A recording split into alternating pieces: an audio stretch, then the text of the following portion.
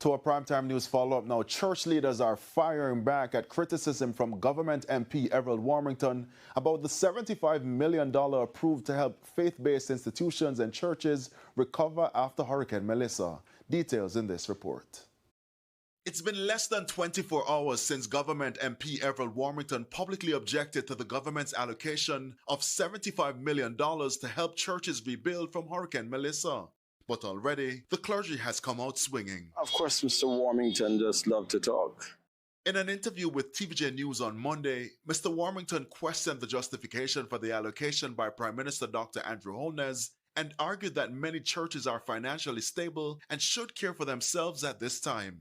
However, Bishop Delford Davis of Power of Faith Ministry International dismissed that claim, arguing that some churches are in fact struggling financially. I can't speak to the wealth of the congregations or the church generally.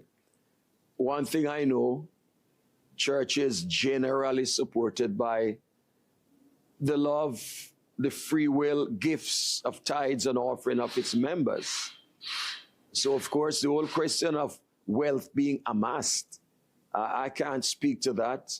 I know churches struggle to carry out their missions because the mission of the church goes way beyond the four walls. Bishop Rowan Edwards of the Lighthouse Assembly went further. Not many churches have money that Mr. Warmington is talking about.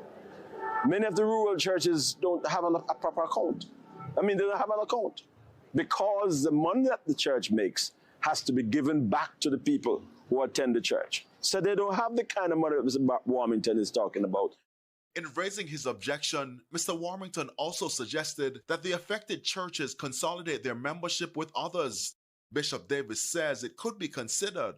However, the very fact that we know that there's a need for the weakness of the church in each community, I would rather support us standing with each community and with each local congregation to make them a light shining in that particular area than to consolidate in certain areas. I believe it will create a void within those communities from which those congregations would be removed.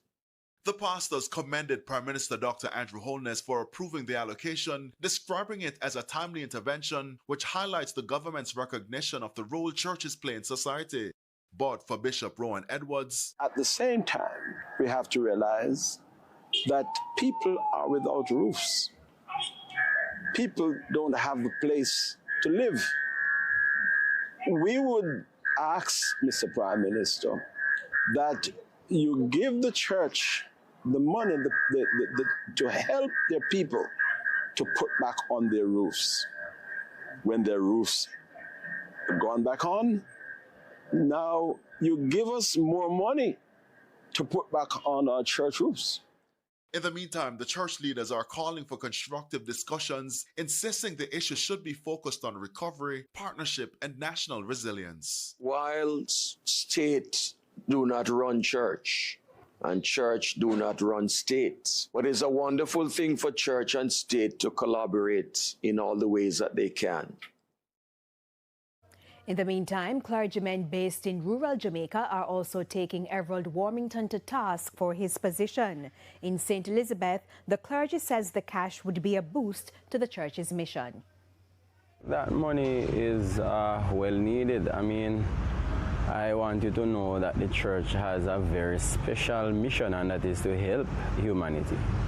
And that is really what the church has been doing.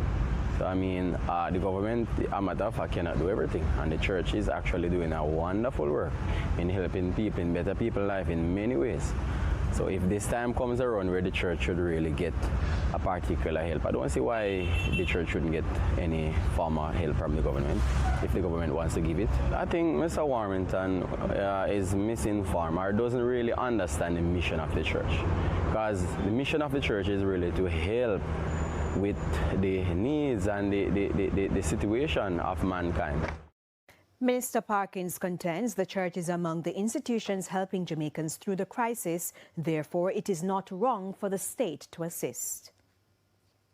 Consider it. Where you go when you have funerals, where do you go when you have weddings, where do you go when you have child education.